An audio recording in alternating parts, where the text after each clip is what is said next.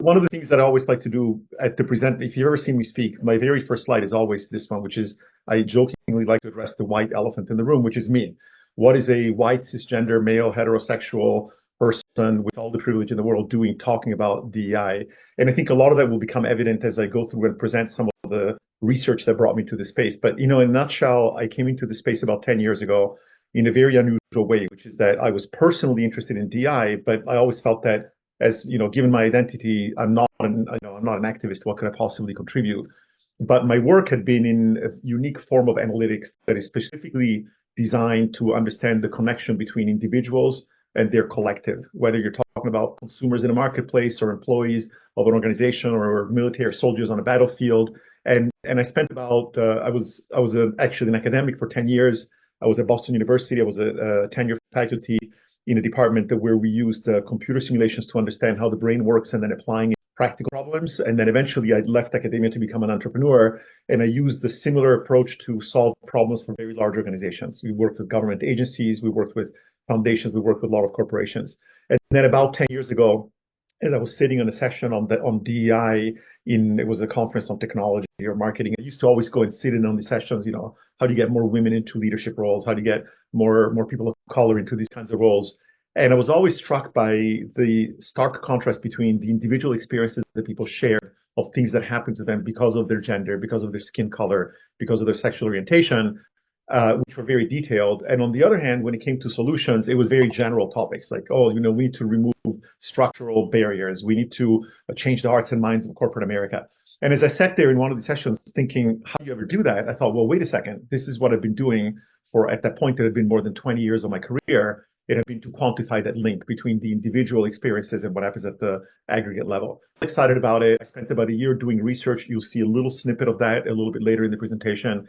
And out of that then came a few different activities. Aleria, which is a small public benefit corporation, which is a for-profit with a public benefit mission statement. And then also ARC, which is a different ARC than the one that is related to Advance. And that's a research at 501c3 where we've gotten a few grants to do some more core research. And also I have an academic footprint. I used to be an adjunct at City College of New York, where I worked with Gilda Barbino. Many of you, I'm sure, know her well. I noticed Jesse's here from NSF. We've had a lot of interesting, in fact, we had a couple of grants from NSF, and I'll talk about one of them a little bit later. And they've eventually also created a conference, which is where I actually met Gretel this year. I run the annual conference on diversity and inclusion research. So with that, I'm going to tell you about what I'm going to talk about today is a really, really radically different way to think about diversity, equity, and inclusion, and one that I believe is becoming really relevant given the backlash and given now the new administration that is going to be coming in. Really feels like it's already here, as it turns out.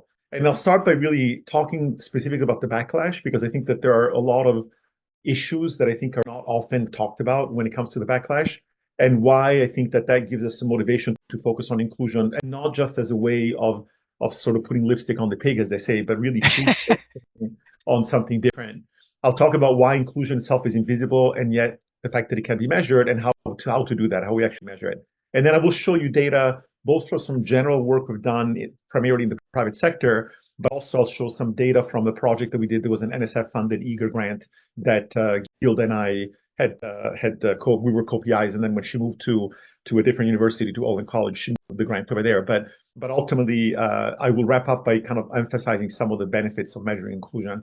So the first elephant was the white elephant. The second elephant, which is a much darker elephant, is DEI. Here we are talking about DEI. We're in the middle of a bit of a maelstrom, and it's really started with.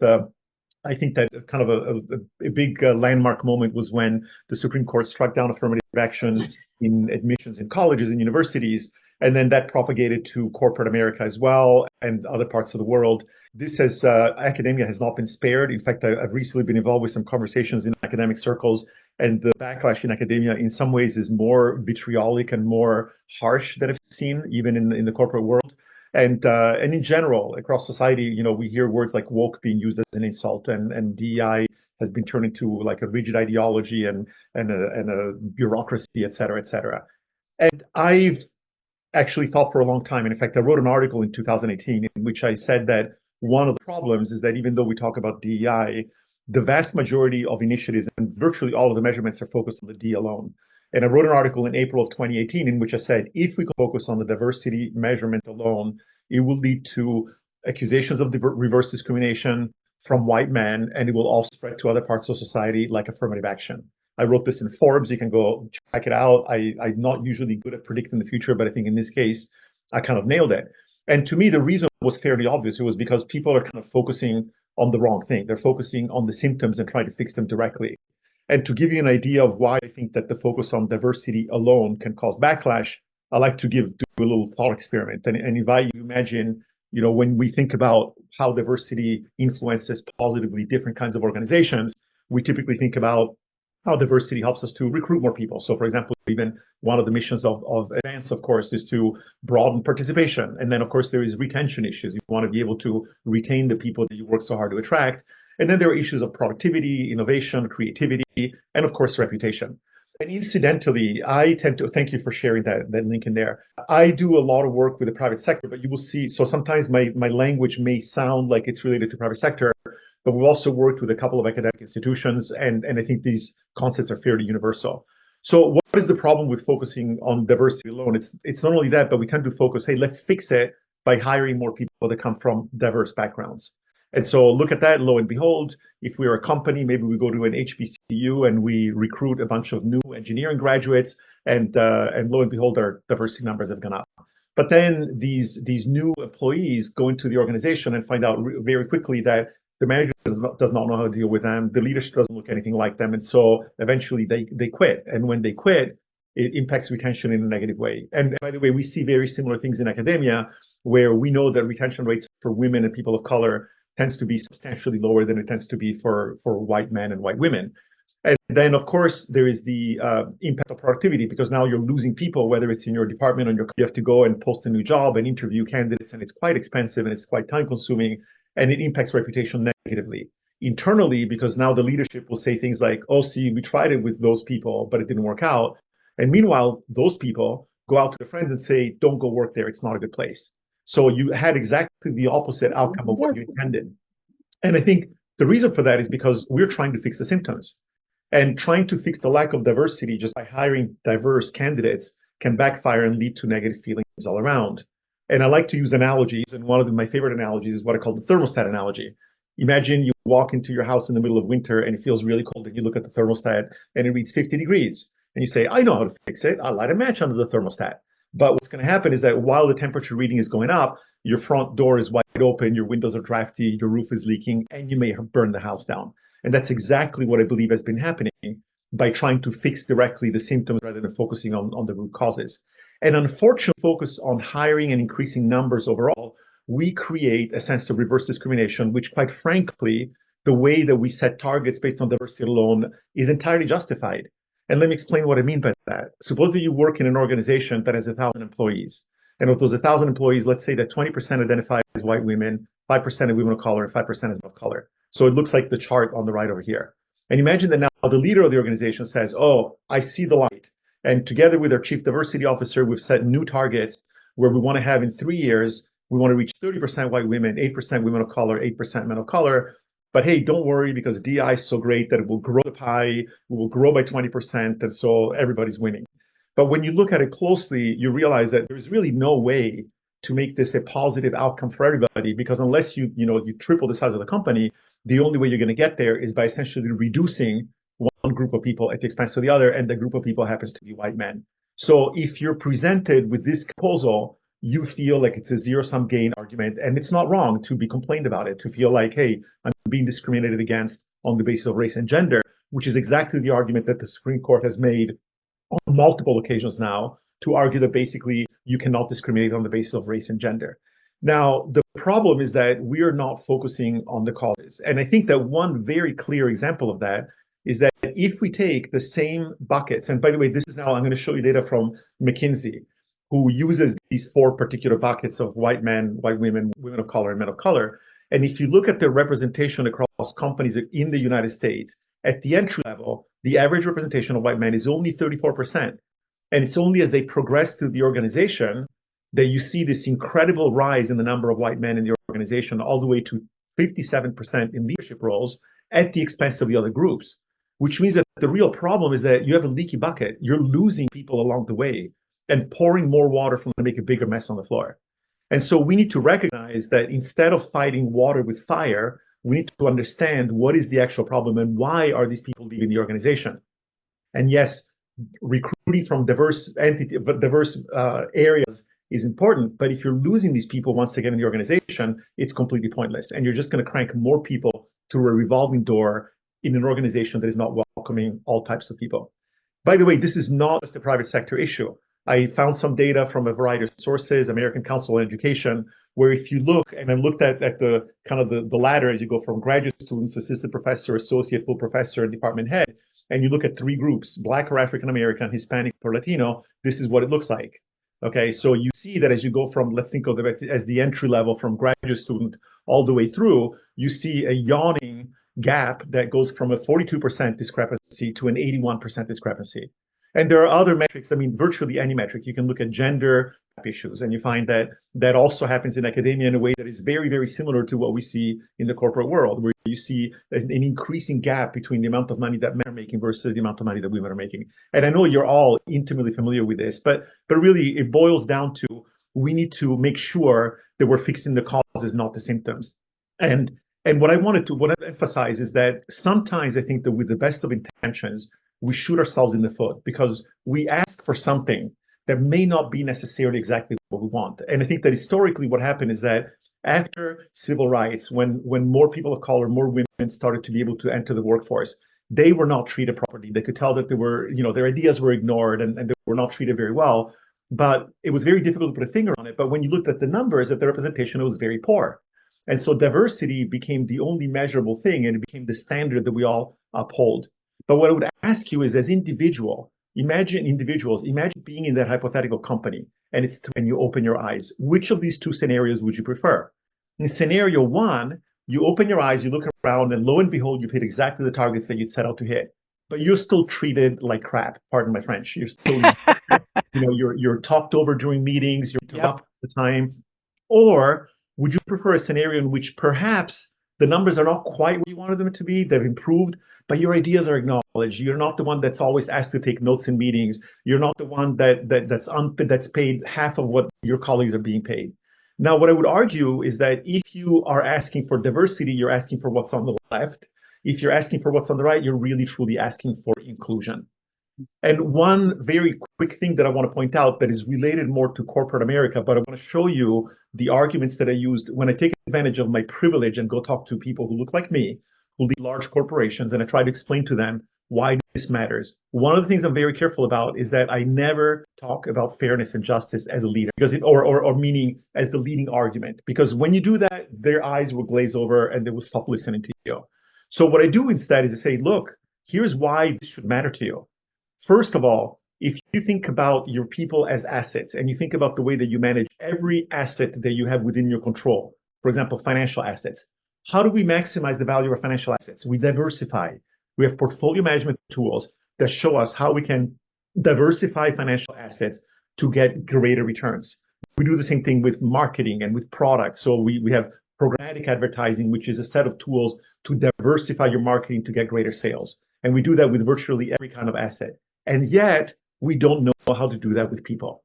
So if I were to show you a company that started out as being very homogeneous, and I could wave a magic wand and make it either a little bit of diversity or a lot of diversity at the entry level or a truly diverse organization, and I ask you, how does that impact your organization? The answer is we have no clue. Tools that can help us to quantify that impact.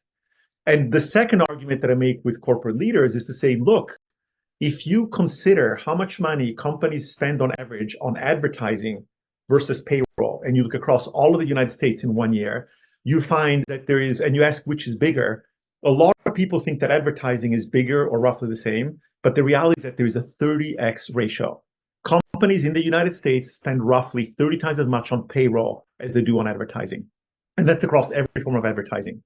So what I tell leaders is, can you explain to me how it's possible that your single most valuable asset, because without people, there would be no organization, and your most expensive budget item are things that you treat qualitatively and you do not know how to quantify the impact of diversification. And when you put it that way, people are like, oh, okay, that's not an unreasonable argument. And by the way, yes, I talk about corporate America, but you all know very clearly this is not just a corporate issue. Yale spends 6% of its annual budget on people, $3.5 billion a year. NYU, $10.2 billion a year. And it doesn't take a genius to figure out that in every single organization, people are the most expensive budget item. So imagine if we could go to NYU and improve the effectiveness of their people by 5%. 5% of $10.2 billion is a lot of money. It's $50 million a year, if I did my math right. It's a lot of money, right? So this is why I think that we need to stop focusing on diversity alone. And I want to be very careful about saying, I'm not suggesting we stop focusing on diversity, but we need to focus it on it in a different way. And I'll explain what I mean by that. And we really need to focus on inclusion. And one of the things that my work led me to conclude is that we can think of inclusion from the point of view of an organization in a very different way. You know, people talk about inclusion as, you know, diversity is being invited to the party, inclusion is being asked to dance. Well, it's a cute definition, but unless you're an organization, it doesn't really tell you what to do. And if you ask 10 people for definitions of inclusion or equity, you're going to get 10 different answers and big arguments within the DI community. I've come up with 3 definitions that are based on the point of view of an organization, and they're much, much simpler. Inclusion is what you do, diversity is what you get, and equity is what you want. And let me explain a little bit better what I mean by that. And let me start with inclusion. Suppose you have a team. This could be your department, the faculty in your department. And suppose that this team works, you know, maybe it's a team on a grant that you just won. You have a perfect team in the sense that each individual works at their peak, and as a team they work really well together. You simply cannot get any more performance than you get out of this team. And now imagine that something happens that causes one person to be unable to perform at their peak. What will happen to the performance of the team? Well, it's going to drop. And if now something happens to another member of the team, not only are you going to lose the performance of both team members, but you're going to start to see ripple effects. The other team members will get frustrated because they have to pick up the slack. Maybe they'll be late on a project, and then they're mad, or maybe they will be late on writing their grant report, and then the NSF the next time may be less likely to give them funding. And so what happens? They all get frustrated. And when they get frustrated, the entire team's performance drops dramatically. Now, I haven't said anything about gender, race, ethnicity, and sexual orientation, but this little thought experiment leads to a very important conclusion. That anything that any type of organization does that makes any of its employees feel excluded because of personal traits will impact the entire organization adversely. And I want you to sit on that, because again, this is something when I talk to leaders, this is not about race, this is not about justice, this is not about equity. It's just simply saying, if you're allowing things to happen to your employees that are causing those employees to underperform, you're shooting yourself in the foot. Which, if you think about it, makes sense, because we talk about how organizations impact their employees, but the organization is not the building. It's not like the building says, oh, look, there are Black people coming, shut the doors. No, the organization is nothing but the collection of all of its people, which means that it's what we all do individually. It's the collection of our experiences that shapes both how we feel, how we perform, and how the company or the organization or the university as a whole is going to perform. And this, to me, is the key. If you think about what makes people tick, what makes them successful, what makes them more likely to publish papers and write grants and teach well, etc., it's about their satisfaction. A lot of it is shaped by how satisfied they are in their work. But what is satisfaction? Well, it's about everything that happens to you in the workplace. Can you balance your personal constraints with your work? Are you using your skills properly? Are you being respected and recognized? And here's the key that ties it to inclusion. To the extent that different people have different experiences, they will have unequal levels of satisfaction, which means unequal performance, unequal retention, etc. And to me, that's what I mean when I say inclusion is about what you do as a company. Lack of inclusion would be it would be represented when you find that different groups have different levels of satisfaction because of the fact that they have different experiences. So inclusion is what you do. Now, what I said is inclusion is what you do and diversity is what you get. And this is where I actually want to show you the scientific work that brought me into the space, which is building these computer simulations. So here is a simulation of a very simple organization with 4 layers. It could be entry-level managers, VPs, executives. It could be assistant, associate, full, and chair, whatever the case might be. And for simplicity, in this organization, we have 2 kinds of people, blue and yellow. I will think of blue as men, yellow as women. I'm not suggesting that gender is binary, but just you'll see why in a moment we're doing this example. So when I run the simulation, It's literally simulating day by day what happens in an organization. People do their work. Some get promoted as they float up to other higher levels, and some turn gray and disappear. They're quitting or being terminated. But when you run that simulation, you find that no matter what you do, on average, the company always stays balanced 50-50 at every level. You can run it for 20 years. It doesn't matter. There will be slight fluctuations because of randomness, but it stays 50-50. So then I asked myself the following question. I said, what if there is a form of exclusion? What if this company is not doing inclusion? And in particular, what if it's creating an environment in which men are slightly favored when it comes to promotions? Not that that ever happens in the real world, right? But I said, what would happen if I make a slight tweak to the simulation? Well, let's try it. So I'm going to simulate exclusion by adding a small bias to the probability that you will get promoted if you are blue. So let's see what happens. Start with exactly the same 50-50 configuration all the way up and down. Run it again for the equivalent of 5 years. I made this go a little bit faster. And here's what it looks like after 5 years. This probably looks very familiar, right? So I've changed one parameter, and have 80% men at the top, then 70%, then 50%. And at the bottom, even though in the simulation they're hiring exactly the same number of men and women, you have more women. Why? Because they're stuck there while their male colleagues are being promoted more quickly. So what I've just shown you is that inclusion drives diversity.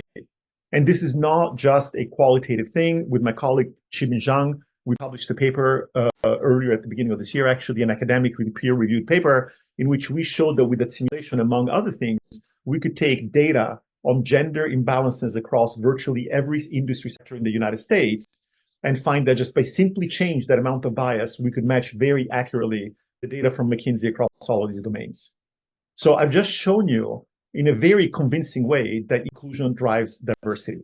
But I'm going to show you now that you can go further with this kind of research and identify why inclusion also drives performance. And the way I do that is to recognize that with those simulations, I can do something that I could do in real life. Well, I might be able to if I can get an IRB approval for it, but I can actually put electrodes in these people's brains and see how they feel, okay? So what I can do is I create a variable called satisfaction. And by default, it stays high. But if something negative happens, it will dip down quickly and then it will slowly climb back up. And the only thing negative that happens in this particular version of the simulation is that if someone junior to you gets promoted before you do, you are temporarily disappointed. And then it goes back up. But if it happens repeatedly, it will accumulate. So let me show you what the overall satisfaction of all of the men and all of the women in simulation looks like over the 5 years' time. You can see this striking separation where the men are happy, they're getting promoted, they deserve it, they don't know any better. But the women, even though they don't know that they're being discriminated against, simply by virtue of the fact that they're more likely to be passed over, their overall satisfaction plummets. What will happen? Well, if you remember the stick figures from before, their productivity will go down, which means that whether you are looking at productivity in terms of teaching quality or writing papers or creating a product or selling the product, you're going to be losing productivity, and that's expensive. And on top of that, these people are not going to sit around to wait what happens. They're going to leave. And we all know that replacing employees in any kind of organization is a very expensive proposition. And that leads me to the third definition, which is when I say equity is what you want. Why is that the case? Well, because if you go back to this chart, equity would mean that the satisfaction of these groups is the same. If the company is being inclusive, then the outcomes should be equitable. And the fact that there is a gap is a form of inequity. And that inequity is costing you money. And it can be a lot of money. In fact, for corporate clients, one of the things that we've done is we've created this little calculator that estimates through some fairly simple but very strong assumptions, what is the amount of loss visibly companies are incurring as a result of lower productivity and lower retention rates. And those numbers can add up very, very quickly. And it turns out that our estimation is that a company typically will lose between 20 and 30% of their net profits because of the fact that, and they don't even know they're losing it. It's just because of the fact that not everybody is treated the same way as the white men. And by the way, Amazon in late 2022, there was a memo that was leaked, an internal memo, in which they estimated that they lose $8 billion a year from unwanted churn. And that's a company that made $30 billion of net profits. So we know these numbers are real. We know they're very big. And in academia, again, profits is less of an issue. But when you're talking about student satisfaction, retention, research productivity, all of these things. And then if you look at the staff, there's everything that an organization, a university does that is beyond the faculty. All of that is impacted by the lack of inclusion. And so one of the things that I try to advise people is that we need to stop asking the question diversity impacts performance.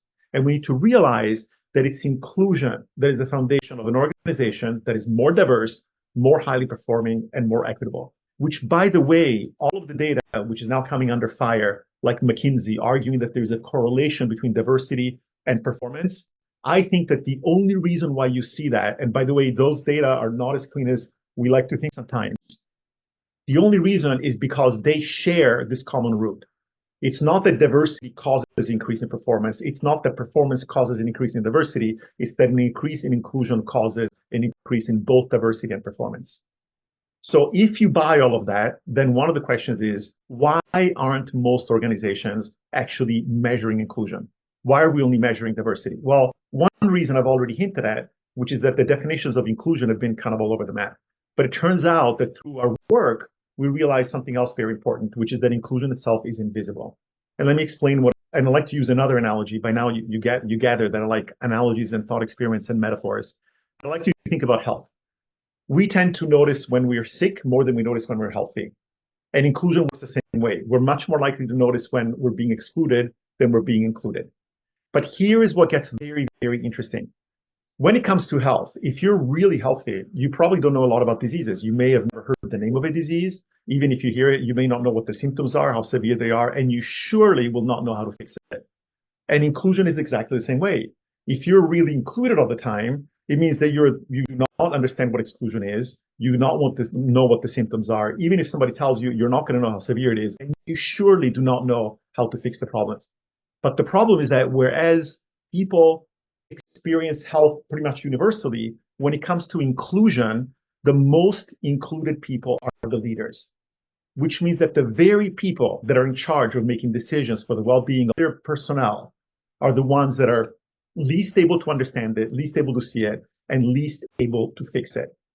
So I believe firmly that a lot of the reason for the backlash, I hear a lot of my colleagues at DI, it's white men wanting to hold on to the power, or it's white supremacy. I'm sorry, that's BS. It's because we have not been able to produce products that actually fix the problem.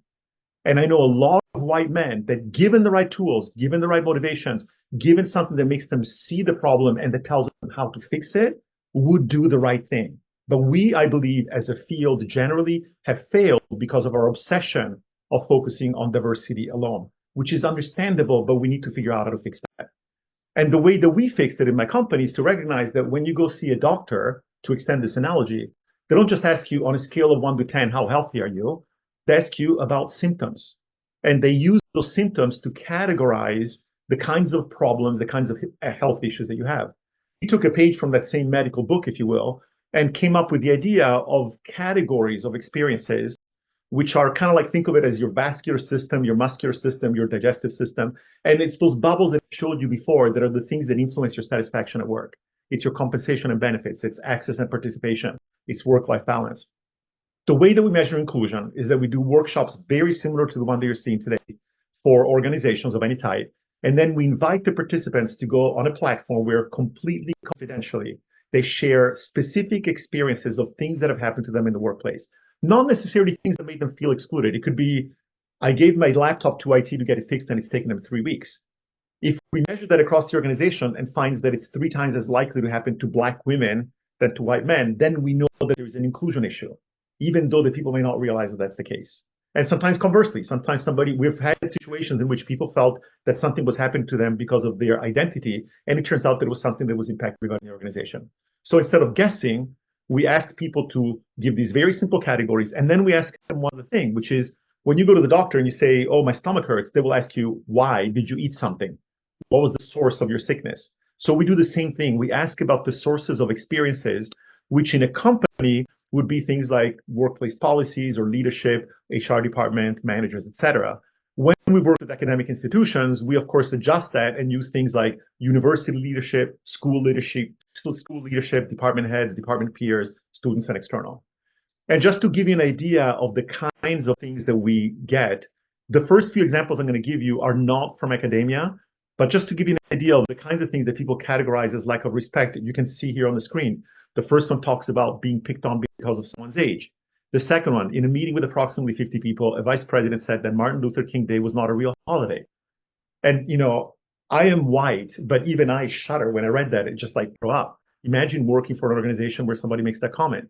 Or a very senior woman in cybersecurity who said that after introducing myself, I've had individuals asked to speak to a guy who works in IT instead of me. I'm going to show you in a moment some of the experiences that we collected from academics, and in particular from women of color in STEM fields. And I'm sure that a lot of these will sound very familiar to you. But just to give you an idea of how we do this, when we do these workshops, we then invite people to go to a platform. And when they get to the platform, which looks like this, they are told about the fact that, and it's completely confidential. We tell them about confidentiality. We do not ask for email. We don't ask for name. They do have the option of providing some combination of identity and job-related traits. These are like little pull downs where you can specify your race, your ethnicity, but it's like a little Mad Lib. We get very, very, very high response rates. We find that usually more than 80% of the people who come to our website provide at least some amount of demographic and job-related data. And then we tell them, okay, tell us some stories, things that happened to you. And there's a screen, I kind of shrunk it down, but basically we ask you to describe something that happened to you. I found out that I was paid less than my male colleague who's junior to me. Then you assign it one or more categories. So in this case, the category would be compensation and benefits. Then you assign it one or more sources. In this case, it might be your direct manager. And then we also ask about frequency. Is this a one-off experience or something that happened regularly? And then lastly, to safeguard their privacy, by default, there's a checkbox that says no, that says, can we share this in our reports? And if people say yes, we can use the stories in our reports and we ensure confidentiality. We don't link it to demographic data and we use it for presentations like the one that I just gave you.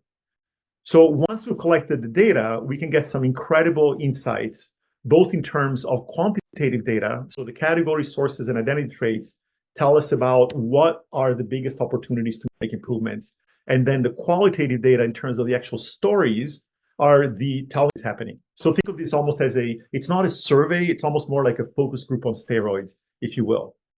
And the key metrics that we extract is this thing called the exclusion score, which is broken down into what we call prevalence and severity. So prevalence is what percentage of a given population has a particular kind of experience. Severity is of the people that have an experience, how often or how many instances of that do they provide? Because we want to acknowledge the fact that sometimes there may be a smaller group that has a more severe problem.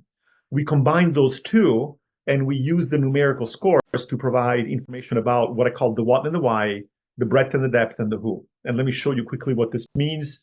So in a typical organization, we may collect data, and when we calculate these exclusion scores, bigger exclusion, of course, is bad. So here we rank order them by not the severity, by what is the exclusion score. And we find, for example, that respect is always a big problem. In this particular data set, we had career and growth as being the second highest, access and participation and recognition are kind of right behind that. We can also do the same analysis for the sources. In this case, I've organized them hierarchically rather than by rank order, but you can see something that is true in every organization we've ever worked with is that people, not policies, are the most common source of workplace experiences. And so it tends to be leadership, direct management, and peers. And in a moment, I will show you academic data on that. And then the other thing that you can do is that I mentioned that there are these two dimensions, the breadth and the depth, or what I call the severity, the prevalence and the severity. So here's what I'm going to do is I'm going to show you the same categories as before, but I'm going to show them in such a way that there is going to be bubbles of a certain size that represent the overall exclusion score. Any bubble that goes to the right means that it impacts more people. There is higher prevalence. Any bubble that moves up means that there's higher severity. And when I take the same data and I plot it this way, so up and to the right means greater exclusion, you can see some interesting patterns. We see that even though overall respect was a larger exclusion score, in terms of prevalence, in this particular data set, we actually had as much prevalence for career advancement as we did for respect. And that respect happened to be a more acute problem. And we can then use whatever demographic data we have to filter. And for example, we did a large project where we created a benchmark for the field of cybersecurity. And when we compared the exclusion scores for men and for women, we found that for women, the exclusion score overall is 2.1 times higher than for men. And when we break that down by individual categories, the numbers are staggering because we see, for example, that recognition the experience of women in cybersecurity, they have 4.5 times as much exclusion as men. And so you can start to really see some very interesting patterns. Now, we can extend that to other dimensions of identity. And we started by looking at sort of binary categorizations. What if you have a disability versus no disability? What if you're hetero versus being a member of the LGBTQ community? What if you're white versus being non-white? And there is a reason why we do it that way, but we find that it gives you an immediate sense of the impact of being different from the majority in any one dimension. And you can then look at intersectionality by thinking about in how many ways do I differ from the normative majority in a particular organization. And what this chart is showing you is that degree 0 would be members of the majority. Their exclusion score, it's one of these like spider charts. So you can see that the exclusion score is very low for degree 0, and it increases systematically as you increase the degree of diversity. So it's kind of a living proof of the impact of intersectionality. And I want to conclude just by showing you data from a study that I did with, it was called GRACES, which is Gender and Race in Academic Career Experiences. So gender and race. It was an NSF EAGER grant. The team included Gilda Barabino, who at the time we were working together at City College. She's now president of Olin College. And then some of my colleagues at Aleria, as Thomas Woodson at Stony Brook and Pauline Mosley at Pace. And basically what we did is we did something very similar but we were specifically with women in academic roles in STEM who identified as women of color. It was not a huge data set. It will not surprise you. There are not that many. But we're able to collect data from 32 women of color from all different kinds of STEM fields, all of them with direct academic work experience. Collectively, they shared 74 experiences. And this is basically what it looked like. We found, once again, that respect, and we broke that down into two kinds. Direct respect is, or I should say lack of direct respect means somebody literally insulting you. Whereas indirect respect is more like the example I gave you before of a VP making a negative comment about Martin Luther King Day. That would be kind of indirect in the sense that it's not attacking you, but it's still a very offensive, disrespectful remark. Recognition and respect, enormous problem. Access, an enormous problem. And when we break it down into the sources, we see that department leadership and department colleagues are the biggest source of problems and the biggest sources of exclusion. And we did the same treatment. We can see that, for example, even though career opportunities was actually, I think, a distant fifth when it looks overall, when you look at the severity, you see that it's very severe. So in other words, there are smaller numbers of people that are very heavily impacted by the lack of career opportunities. So we had a lot of the data, but I really want to just kind of close it out by giving you a couple of examples of things that will be very familiar to you. In terms of respect, just a few examples. When I got pregnant and my baby was due, my male white colleague commented, "You couldn't pick a better time to have your baby?" Or microaggressions with colleagues asking questions like, "Oh," or saying things like, "Oh, that was such an intelligent question." Or as an assistant professor, a comment made towards me that you will get tenure because you're female. Oh. In terms of compensation, found out that my white male colleague was hired at pay greater than mine. I was recruited as a diversity hire and paid less at starting salary than everybody else. That complained that my dean was awarding pay raises to faculty who get grants. I got a grant, but I didn't get a pay raise. And of course, and it goes on and on and on, recognition, colleagues that forget to cite your papers that inspire their work, or not being able to get away with bad reviews from bad students, which is a big problem we found in academia. A lot of times students are incredibly disrespectful of faculty, and much more so if you're not a white man. And it kind of goes on like that. So to conclude, I just want to sort of emphasize the benefits of focusing on inclusion instead of diversity. And if you think about it from a purely kind of quantitative perspective, diversity has a number of really big problems. One of them is that it's a very lagging and indirect measure. You're measuring something that takes years to change. You have to hire and fire people. And any initiative that you do today is a drop in the bucket against the river of societal factors that influence what your company or your university will look like a few years from now. Inclusion is real time. It's measuring getting in the organization right now. And instead of placing people into buckets and creating that sense of othering, you're actually placing experiences into buckets. And who's going to raise their hand and say, "Oh, I don't want people to be included," right? If you find anyone like that, please fire them immediately, because that means that they're not contributing to your company. And instead of having to fragment your efforts, do I focus on faculty or staff? Do I focus on LGBTQ, or do I focus on people with disabilities? When you create a more inclusive environment, you're benefiting all of the excluded groups. But more than that, you're getting rid of that zero-sum game mindset, And instead, you're really truly showing how you can grow the pie for everyone. You're literally saving the organization money, you're creating greater efficiency, you're improving retention rates, which means that everybody's life is going to be easier. And one of the things that I love about it, and this is my last, well, this is a metaphor, not an analogy, but you probably all heard the quote, a rising tide lifts all boats equally, right? I think it was attributed to John F. Kennedy talking about the economy. I would argue that about inclusion, it's even better because if you think of structural barriers resulting from societal inequities, creating these different levels of well-being for different members of society or of your workforce, when you create a more inclusive environment, you will benefit everyone, but you will particularly benefit the ones that were the most excluded. In other words, by creating a more inclusive environment, those people who were the most excluded are going to be benefiting the most, but everyone is going to benefit. You're not sucking water out of the white man pool to give it to everybody else. You're literally raining down on everybody, which means that if you find something that is uncomfortable, it may be more uncomfortable for women of color than for white men, but chances are there are some white men that also have problems with that issue, and fixing it will benefit everyone. So I'm going to stop and leave about 15 minutes for chatting. I did want to mention I have this book that, and yeah, of course, without the backlash, I wrote this book called Measuring Inclusion, and the subtitle tells a lot. It's higher profits and happier people without guesswork or backlash. So all of the case studies and most of the data are from professional or private sector, but I think you'll find that the arguments, I talk about the backlash, I talk about why it's there.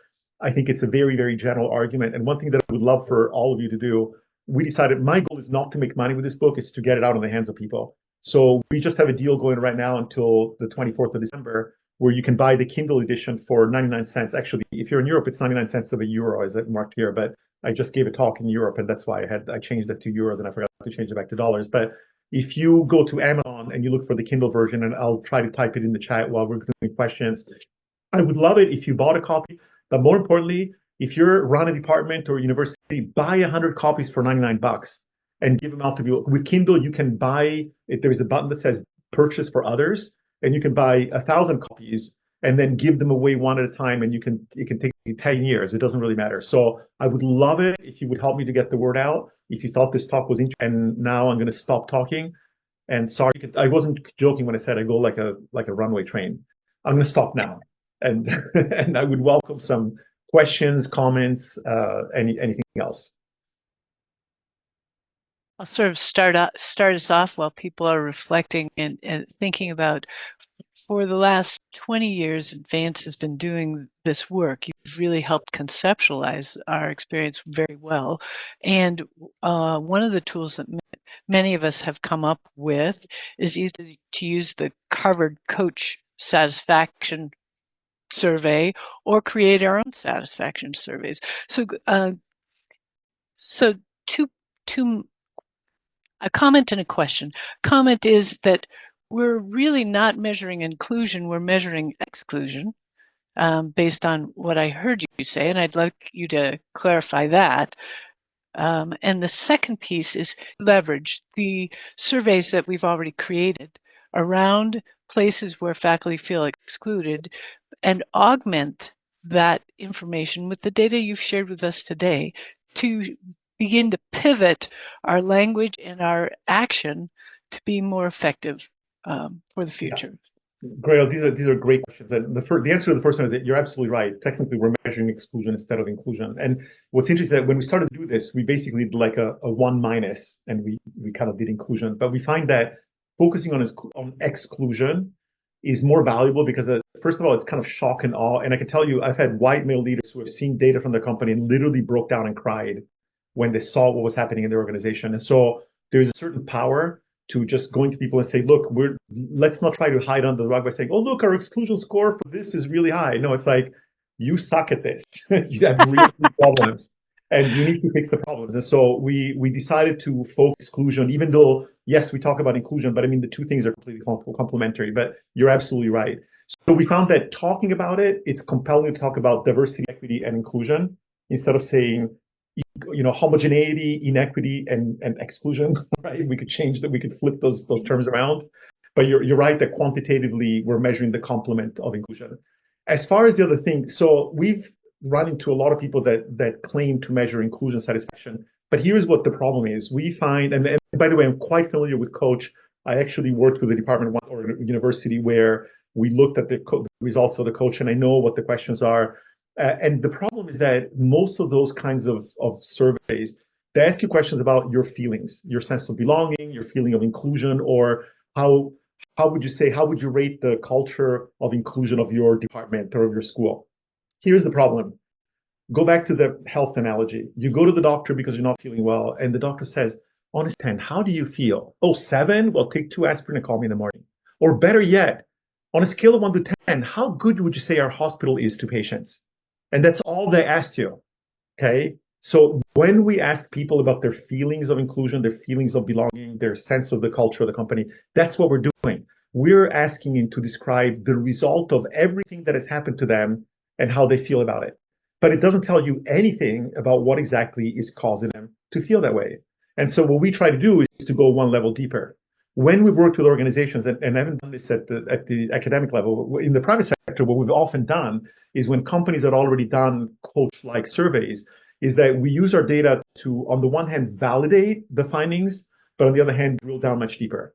And we found that what we do actually brings a lot of value because essentially it gives confirmation of the findings that you get from your more inclusion, feeling, engagement surveys, but it then helps you to drill down and figure out here's a problem, here's exactly what is happening, here's how it's correlated to those overall sentiments, and then here's, once I know what the problem actually looks like, then I can fix it, or I can at least try to fix it.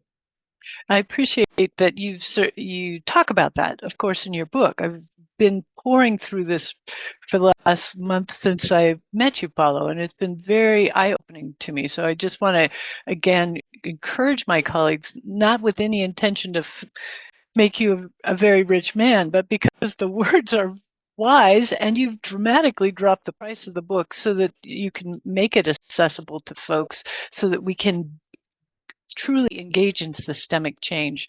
But what you've also said is, okay, so we've done things like coach studies. We know that people are feeling discouraged. We know who those people are. And technically, we at our institutions could drill down and do our own thing about why are women feeling less recognized or rewarded or whatever it is that they're experiencing. They're feeling more dissatisfied with the culture of their departments. We could do that ourselves. Yes. You mentioned a good argument for why that's not.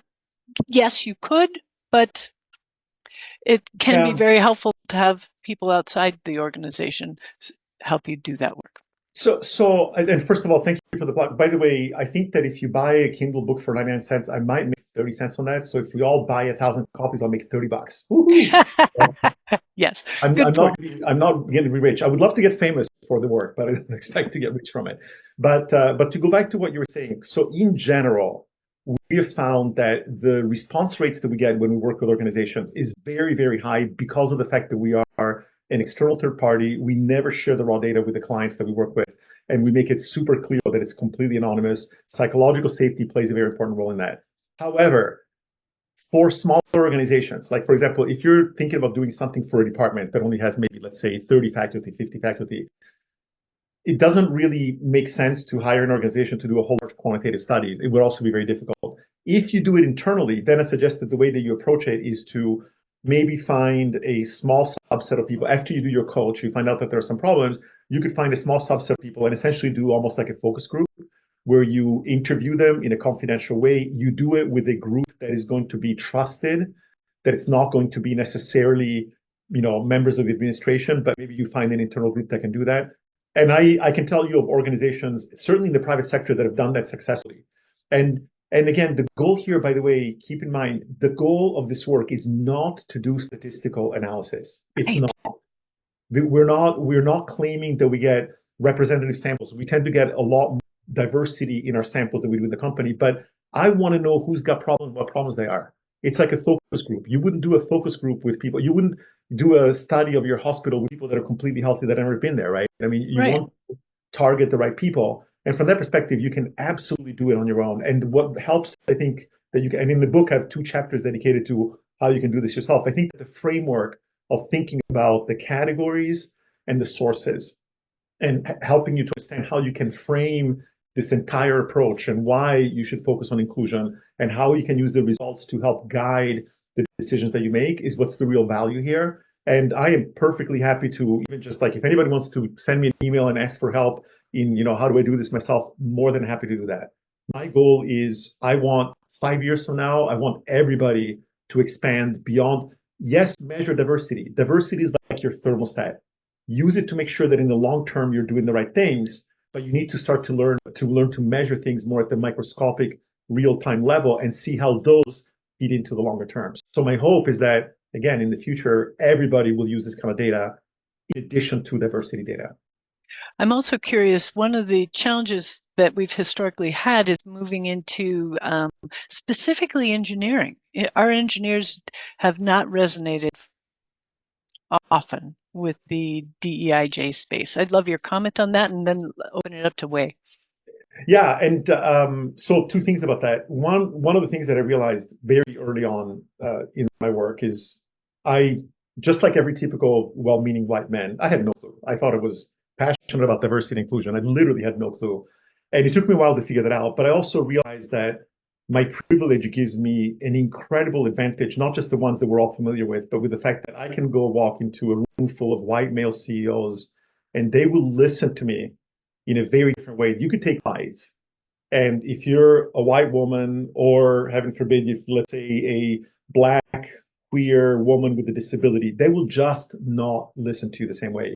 And that's something that I take very seriously. So I see part of the importance of having people like me in this space is that ultimately making changes is much easier from in-group than from out-group.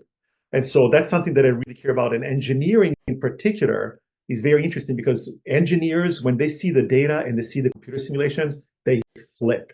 Yes. They flip because they get it. It's like, oh, this is not about me being a jerk and being a racist privileged man. It's about, computer simulations showing the impact of certain actions. So I love, like, my favorite audience is talking to people who look like me, especially ones that come from technical or financial backgrounds, because they just love this stuff. They just gobble it right up. So hopefully I'll have more opportunities to. Well, thank you so much, Paula. Wonderful presentation and very helpful to see specific measures you develop. So backing up from the belongingness and authenticity feelings back to more specific categories. My own research area is inclusive leadership behaviors. And so I wonder, once you measure, for example, you said the leadership, immediate leadership and peers are usually the main culprits. And so then how do you use the information to help build better leadership practices? That's a really good question. And that's where the stories come into play. Because when we see, for example, I'll give you an example. We recently worked with a company. It's a government contractor, about 10,000 people. And we saw a huge number for leadership. And when we read the comments, we found out that there were two things that had really upset a large number of people. One was that the CEO, during a town hall meeting, had made a comment in which he used a very derogatory term for part-time workers. He called them basement dwellers. And we literally saw that comment times. People are like, cannot believe my CEO would say that. It's so insulting, etc. And then there was a second problem where the company had just changed some of the benefits specifically to the more senior people in the company, and that created people who were infuriated. So the bottom line being, yes, so the data tells you where to look, and then you look at the stories and you figure out what is actually happening. And when you see, like, typical problem in companies, people who are not invited to meetings in which they feel that they belong because they influence their work. Well, when you see that, you can go to an organization and say, look, this is one of the biggest sources of complaints in your organization. So here's what you do. You tell all of your managers who organize meetings to keep a spreadsheet and to tag everybody that should be at the meetings and to make sure that everybody's there. And if they're not there, we're going to monitor you on a monthly basis. And if you're failing, we're going to penalize you. So the data tells you where to look. And one thing that I want to emphasize, I am not a big fan of things like unconscious bias training and even to some leadership training, because the problem is that you're placing the burden on individuals. And in many cases, it's not just making individual aware, it's just giving them tools to make sure that their unconscious biases, which will always be there, that their unconscious biases are not causing problems for large numbers of people. So again, I think it's less, and I didn't talk, so thank you very much for your question, because it's so important in my opinion. Part of the backlash is because so much of the work has focused on basically telling people, you are not a good person. And if only we could fix your behavior as individuals, the world would be a better place. And unfortunately, I believe that that's really not true. Because even if you have a few bad apples, if you don't have the right structure in place and the right processes in place, you're going to create a lot more damage. Yes, let's make people behave better, but let's focus more on understanding where the structural problems are. And that's what the stories are all about. Great. Thank you so much. Thank you. Andrea, please. Yeah, thank Andrea. Yeah, great. you so much for the presentation. Definitely, as an engineer, I locked in. I loved seeing the data and definitely locked in some ideas that have been floating in my brain. And it spoke to me personally because I've kept a file. This was a very active file when I was assistant professor. When things would happen to me, I would just write them down and stick it in the file. And then I could just, they were the incidents just like what you showed. And I just put it there and I could get back to work. And so I didn't realize, sort of how that connects with the work that you're presenting now. And also, I'm just wondering, with inclusion being sort of one of the dirty words now, potentially, because it's part of DEI, it's the right word. And it connects to these other important things that organizations need to be concerned about for their success. But I just don't know if I just like to have a discussion about that terminology and what's coming, especially at those of us involved in the advanced program. Yeah. So I would say, so first of all, thank you for the kind words. And yes, keeping track of those kinds of incidents is something that actually we would hope that companies would kind of learn to encourage to do on a regular basis. But as far as the use of the term inclusion, right now, there is a very interesting thing happening, which is that the word DEI itself as an acronym has generated a lot of negative feedback. But there was a study done super recently where people would ask, oh, how do you feel about DEI? It was something like 74% of the respondents were against it.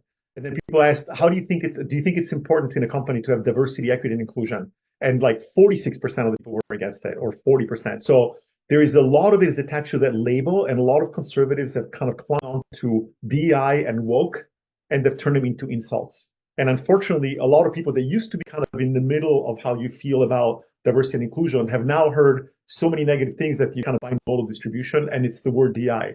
Inclusion seems to be a word that is not causing any problems. I'm seeing a lot of people in the private sector that are switching the language to inclusion. My only concern is that it has to be a meaningful change, because I hear people say inclusion means everybody has a seat at the table. It's like, well, then you're talking diversity. You're not talking inclusion, right? Yes. I think that I am less concerned about the terminology. I can tell you that when I talk to people even people that are dead set against DI, when I give them a presentation, they're like, oh, this makes a lot of sense. And so at that point, I think that I think it's much more important that we focus on what we're trying to achieve. And I think the language hopefully will kind of sort itself out. And if somebody someday comes up with a different term, instead of calling it inclusion, they call it participation or anti-exclusion, whatever. But I think that the word inclusion for now is still relatively safe. At this point, I want to honor that some people may need to go. Are to stay for another 15 minutes, Paolo? I'm happy to stay. I have to leave in about 15 minutes. I have one of those doctor's appointments that if I miss it, it would be 2025. But as long as I leave in 10, 15 minutes, I'll be good. Beautiful. So for those that need to go, thank you for joining us. I will be sharing this out. And thank you, Paolo, for this incredible presentation. For those that can stay, we've got 15 more minutes. Please feel free. I see Ellen. I see your hand. Yes, thank you. Thanks, Paolo. I really appreciate your presentation. I always learned something new. I noticed from your graph that down at the very bottom, work-life balance does not seem to be the top issue. At the same time, when I hear in conversations, they say, oh, what's the cause of like associate women, not advancing as quickly? I'm just thinking, I don't even know if there's literature on it. I almost feel like it's almost gaslighting women for having or making an excuse when really the issues are more respect and recognition, and not because they are having a hard time balancing. It's like, oh, well, you didn't advance because you had a child or something. I don't know. I mean, what are your thoughts on that? Is there literature? I mean, other than I know, I was really impressed by like Daniel Larimer's work about kind of making a difference between people being pulled out versus being pushed out of the discipline. But it doesn't seem like work-life balance from his study, which is like a huge meta study, is the issue. So so first of all, I want to point out, am I still sharing my screen? Can you see my Yes, slide? you are. Yeah. Yes. So this particular data set, which was from academia, it was also a very small n. So I would take these numbers with a large grain of salt. But we saw the same thing with industry. But for example, when we worked with a law firm, and from them, work-life balance was like the third order category, because it was, there's some of these fields where they literally grind you. They grind you into the ground. That's not Yes. quite the expression, but you know what I mean, right? They drive you into the ground. And so I think that there is two factors. One of them, as you pointed out, is that if somebody, for example, makes a comment about, you're taking time off because you have kids at home or whatever, is that work-life balance or is that respect? And I think that a lot of people tend to categorize some of those experiences as respect. So even though it's work-life balance related, it may show up more as a respect issue or as a access and participation or whatever the case might be. But the other thing, I want to take advantage of your question to emphasize something different. And this relates to a question that I think maybe, I forget if it was Wei or somebody else that had asked it. The data, don't take the data too seriously. Use this only as a way of telling you where's the low-hanging fruit, but then read the comments to figure out what is happening. Because otherwise, and unfortunately, like the kind of thing that you're describing, well, we see this and maybe means this and maybe means that. If all data, you're left with trying to guess what is actually causing it. In this case, I could go and read it and I could see, what are the things that people said in the work-life balance category? Here's the 5 things that I talked about. Are there situations in the respect category where people talk about work-life balance issues? Yes, there are, right? So then you can kind of tease it apart, and instead of hypothesizing about what might be causing some of these differences, you can literally go in and look at it and say, oh, I see exactly what the problem is, which again speaks to the value of focusing on the experiences and the things that actually happen rather than just looking at the statistical data. But great question, though. Thank you, Ellen. And it's nice to see you again. I appreciate that you've now come. And I think this was fairly similar to the presentation that I gave that you saw in Baltimore. And great, I know you saw a short version of this in Atlanta, but I hope you enjoyed it again, even though it was very similar. Oh, I appreciated your addition of academic information, because really it's when you conferences that are business related or corporate, as an academic, you're trying to translate it into the academic space, and you made that job very easy for us. So thank you. And I look forward to, particularly if you were to get this into the hands of specific individuals, who would those people be? Well, on the corporate side, I've been trying to shift from chief diversity officers, heads of diversity and inclusion, to chief financial officers, VP of finance, or the chief executive, because ultimately that's where this will have a real impact. That's where people have to either, it's either going to make it or break it.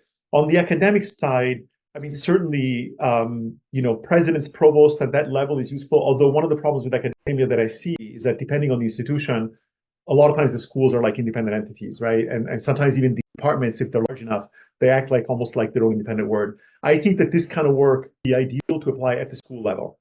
Because another thing is that I wouldn't, if we were to work, let's say, with a whole university, I would look at the data from engineering and sciences very differently than I would look from, let's say, social sciences, than I would look at from, arts and whatever, things like that. So but I think ultimately it would need to be the interest of whoever is in a leadership role, whoever actually is impacted by some of these issues in terms of the global decisions that they make, would be who I would like to get in front of. Wonderful. All right, Thank you all. But anybody that wants to reach out to me, you can either ask Gretel, but my email is very easy. It's paolo@aleria.tech, and you can find me on LinkedIn very easily. And I look forward to continuing the conversation. And again, thank you so much, Gretel, for inviting me to speak to this great group. And enjoy the holidays. For those of you that celebrate, happy holidays. Happy holidays. Pleasure. Thank you so much, Paolo.